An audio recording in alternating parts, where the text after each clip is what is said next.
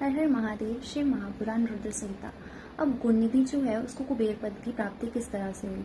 अब ब्रह्मा जी बताते हैं कि जब प्रथम कल्प चल रहा था उस समय जो उनके मानस पुत्र थे उसमें जो वेश्रव जी थे उनके पुत्र वेश्रवन जो थे उन्होंने शिव जी की घोर तपस्या की और उनकी तपस्या से प्रसन्न होकर शिव जी ने उनसे वरदान मांगने के लिए कहा और उनको देखते ही उनके जो नेत्र हैं वो बंद हो जाते हैं और शिव जी से उन्होंने वरदान में मांगा कि उनके नेत्रों में सदैव उनके चरण कमलों के दर्शन हो।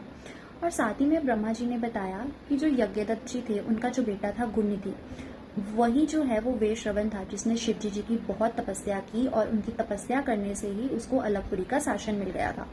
अब ब्रह्मा जी ने बताया कि जो वेश्रवन जी थे मतलब जो गुणनिधि था उसने एक बार शिव जी और पार्वती जी को जब साथ में देखा था तो उसने पार्वती जी को कुदृष्टि से देखा था जिस वजह से उसकी बाईं आंख जो है वो फूट गई थी और उसके बाद शिव जी ने उसको कहा था कि अब से तुम पार्वती जी के पुत्र हो, ये तुम्हें कभी भी कुदृष्टि से नहीं देखेगा।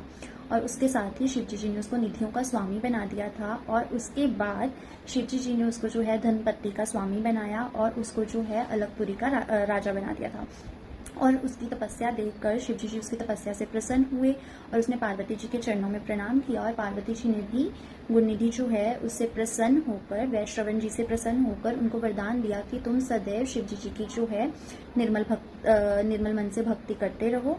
और शिव जी ने जो है उसको विश्वेश्वर नामक कुबेर राजा जो है वो बनाया था जो कि अलगपुरी का शासन संभाल रहे थे। और इतना कहते ही शिव जी और पार्वती जी जो है वो वहीं पर अलगपुरी के पास में ही जो है वहां से कैलाश पर्वत के लिए प्रस्थान कर गए थे। तो इससे हमें ये पता चलता है कि शिव जी की थोड़ी सी भक्ति करने से भी शिव जी जो है वो हम पर प्रसन्न हो जाते हैं। हर हर महादेव।